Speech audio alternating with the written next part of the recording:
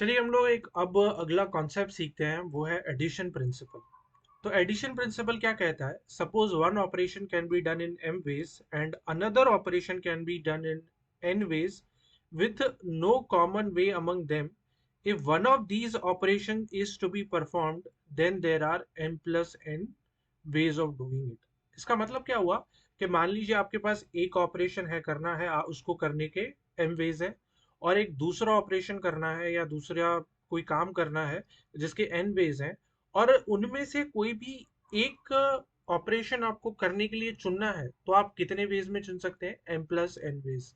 इसको मैं एग्जांपल देख के थोड़ा सरल करा देता हूँ। चलिए हम लोग नेक्स्ट स्लाइड की तरफ बढ़ते हैं और उसको थोड़ा सा अच्छे से समझते हैं। अच्छा, मैंने कुछ एग्जांपल्स आपके लिए लिख रखे हैं। मान लीजिए कि आपके पास चार टी शर्ट शर्ट है और तीन टी शर्ट है। आप कितने वेज में एक गारमेंट सेलेक्ट कर सकते हैं? तो आप कहेंगे कि चार शर्ट हैं, तीन टी शर्ट हैं और मुझे एक गारमेंट सेलेक्ट करना है, तो मैं कर सकता हूँ 4 + 3 7 वेज में, है ना? ये एक बहुत ही बेसिक एग्जांपल है एडिशन प्रिंसिपल का। दूसरा है, मान लीजिए there are 3 classes in the morning, 4 classes in the evening, in how many ways can be select one class और one class can be selected? तो इसका सिंपल है कि तीन क्लास है मॉर्निंग में, चार क्लास है इवनिंग में, मैं 7 वेज में एक क्लास को सिलेक्ट कर सकता हूँ। तीसरा एग्जांपल मैंने आपके लिए रखा है कि चार राइट हैंडेड बैट्समैन है, दो लेफ्ट हैंडेड बैट्समैन है, कितने वेज से हम सिलेक्ट कर सकते हैं एक बैट्समैन?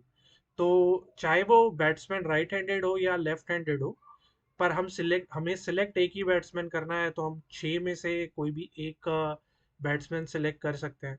अच्छा, इस पूरे सीरीज के दौरान परम्यूटेशन एंड कॉम्बिनेशन में हम एक थीम पकड़ा हुआ है हमने। ये क्रिकेट की थीम है, तो आपको बहुत सारे एग्जांपल्स मिलेंगे जिसमें मैंने as a cricket as a backdrop रखा है, ताकि हम बहुत सारी चीज़ें एक्सप्लेन कर सके। हिंदुस्तान में कहा जाता है कि बॉलीवुड और क्रिकेट सबसे ज़्यादा फेमस है, तो बहुत सारे एग्जाम्पल आगे चल के आप देखेंगे कि मान लीजिए कि फोटोग्राफ खिंचा रही है टीम, तो कितने वेज में फोटोग्राफ खिंचा सकती है? फोटोग्राफ्स अगर हमें खिंचाने हैं तो कितने वेज में खिंचा सकते हैं अगर कोई कंडीशंस है मेरे पास तो? या आगे बढ़ते हैं, कोई टेबल पे बैठ के स्ट्रैटेजी बना रहे हैं, तो वो कितने वेज में आपस में बैठ सकते हैं? अच्छा, अगर कुछ सिलेक्शन करना है तो कितने वेज में करना है? तो ऐसी बहुत सारी इंटरेस्टिंग एग्जांपल्स हम पूरे सीरीज के दौरान आपको देंगे। तो और एक बड़ा इंटरेस्टिंग तरीका मिलेगा आपको इस परम्यूटेशन और कॉम्बिनेशन को सोचने का, और बहुत ही इंट्यूटिव होगा आपके लिए समझना। चलिए हम लोग नेक्स्ट एग्जांपल की ओर बढ़ते हैं और हम लोग आगे मल्टीप्लिकेशन प्रिंसिपल समझने का प्रयास करते हैं। चलिए, मल्टीप्लिकेशन प्रिंसिपल है, इस प्रिंसिपल की हम लोग एक स्टेटमेंट पढ़ लेते हैं और फिर कुछ एग्जांपल्स देखते हैं। अच्छा, ये कहा जा रहा है, if one operation can be carried out in m ways followed by the second operation that can be carried out in n ways, then these two operations are independent, then two operations can be carried out in m into n ways. अब देखिए, addition principal में हमारे पास क्या था कि मुझे एक ही operation करना था, राइट? और एक ऑपरेशन को करने के मेरे पास m प्लस n वेज थे। यहाँ पे मुझे दो ऑपरेशन करने हैं, है ना? एक ऑपरेशन को m वेज में करा जा सकता है, दूसरे ऑपरेशन को n वेज में करा जा सकता है। तो दोनों ऑपरेशंस को करने का कितने तरीके हो सकते हैं? वो होते हैं m इंटू n वेज। हम लोग कुछ एग्जाम्पल की ओर देखेंगे, तो आपका कंफ्यूजन दूर हो जाएगा और आपको बहुत अच्छे से समझ में आ जाएगा। चलिए हम लोग एग्जाम्पल्स की ओर बढ़ते हैं। चलिए, आपके सामने मैंने कुछ एग्जाम्पल रखे हैं मल्टीप्लिकेशन प्रिंसिपल के। देखिए, if there are 6 man available for slip catching, again cricketing theme से ही मैंने काफी सारे एग्जाम्पल रखे हैं। If there are 6 man available for slip catching, how many ways are possible for arranging 3 men in slips? आपने देखा होगा जब भी आप क्रिकेट देखें, क्रिकेट मैच देखते हैं, खास तौर से टेस्ट मैच में, तो वहां पर स्लिप फील्डिंग होती है ना? आपने देखा होगा। तो ये कहा जा रहा है कि मेरे पास 6 मैन अवेलेबल हैं जो स्लिप कैचिंग कर सकते हैं, मेरी टीम में ऐसे हैं, तो मैं कितने वेज में स्लिप्स को अरेंज कर सकता हूँ? है ना। देखिए मान लीजिए मैं इसको कहता हूँ कि ये फर्स्ट स्लिप है, ये सेकंड स्लिप है, और ये थर्ड स्लिप है। ठीक है, इन पे मुझे लोग खड़े करने हैं। तो मुझे कहा जा रहा है कि 6 मेन मेरे पास हैं, 6 लोगों से मैं स्लिप्स में उनको बिठा सकता हूँ। तो अगर मुझे फर्स्ट पोजीशन पे सिलेक्ट करना है कि मैं कितने लोगों को खड़ा कर सकता हूँ, तो 6 में से कोई भी एक व्यक्ति को सिलेक्ट कर सकता हूँ, है ना। देन मेरे पास एक सेकंड है, सेकंड स्लिप पे मैंने एक व्यक्ति को तो खड़ा कर दिया, अब मेरे पास 5 व्यक्ति बच गए, जिनमें से मैं किसी भी एक व्यक्ति को सेकंड स्लिप पे खड़ा कर सकता हूं, तो मेरे पास 5 हो गए। थर्ड स्लिप पे मैं 4 लोगों को खड़ा कर सकता हूं, क्योंकि 2 लोगों को मैं ऑलरेडी स्लिप्स में खड़ा कर चुका हूं। तो ये टोटल मेरे पास कितने वेज हो जाएंगे, 6 × 5 × 4।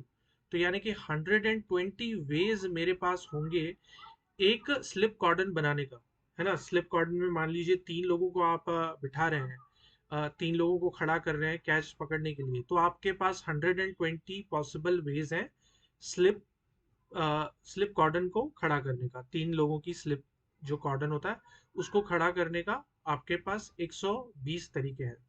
एक और एग्जांपल देता हूं मैं आपको। मान लीजिए if a person has 3 shirts, 2 pants and 2 suits, how many outfits can be generated if each shirt, pant and suit go with each other? मान लीजिए कुछ उसके पास 3 कलर की शर्टें हैं, 2 कलर की पैंट्स हैं और 2 कलर के सूट्स हैं।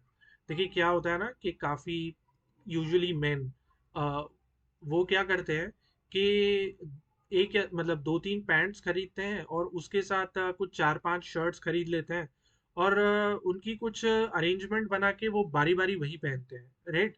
तो मतलब एक पैंट जो है वो काफी सारी शर्ट्स के लिए यूज हो जाता है ना।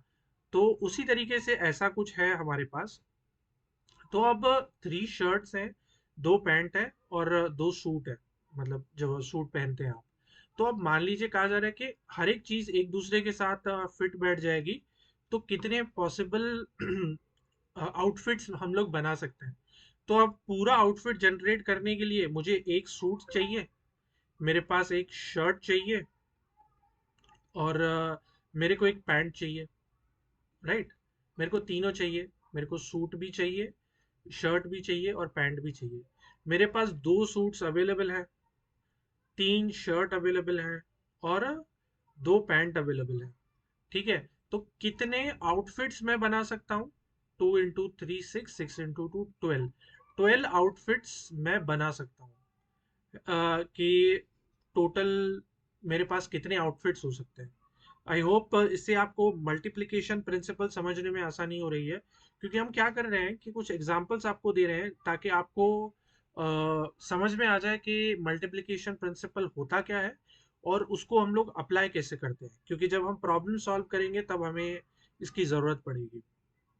अच्छा, नेक्स्ट है, if each country had a tri colour flag, how many flags can be generated if we have 7 colours. देखिए जैसे कि आप जानते हैं कि हमारा भारत देश का जो झंडा होता है वो 3 कलर होते हैं, बीच में अशोका चक्र होता है। तो 3 रंग होते हैं हमारे पास, ऊपर ऑरेंज या केसरी, वाइट और ग्रीन। अब मान लीजिए मेरे पास 7 कलर अवेलेबल हैं और मुझे कितने बनाने हैं, कितने फ्लैग्स मैं जनरेट कर सकता हूँ। अब मेरे पास 3 कलर हैं, ट्राई कलर है तो 3 ही कलर होंगे, कलर 1, कलर 2, कलर 3, है ना। तो कितने फ्लैग्स मैं बना सकता हूँ? तो अब जो पहला कलर है मैं सिलेक्ट कर सकता हूँ 7 वेज में, है ना। अब क्योंकि मैंने ये कलर यूज कर लिया और ट्राई कलर में हर कलर अलग होता है, तो मैं उसको दोबारा यूज नहीं कर सकता। तो दूसरा कलर चूज करने के लिए मेरे पास कितने ऑप्शंस हैं या कितने वेज हैं जिनमें मैं दूसरे कलर को चूज कर सकता हूँ, वो है 6। कलर 3 चूज करने के लिए मेरे पास कितने ऑप्शन है, 5 वेज, क्योंकि 2 रंग तो मैं इस्तेमाल कर चुका हूँ। तो इतने झंडे मैं बना सकता हूँ, ये होगा 6 × 5, 30, 30 × 7, 200, यानी कि 210 फ्लैग्स मैं बना सकता हूँ। वैसे आपकी जानकारी के लिए बता दूं कि दुनिया में कंट्री सिर्फ 195 है। तो आई होप आपको ये समझ में आ गया होगा। हमने एडिशन प्रिंसिपल समझ लिया, उसके एग्जाम्पल देख लिए, मल्टीप्लिकेशन प्रिंसिपल समझ लिया, उसके एग्जाम्पल देख लिए। तो ये थियरी अब आपको समझ में आ गई है। चलिए अब आगे बढ़ते हैं।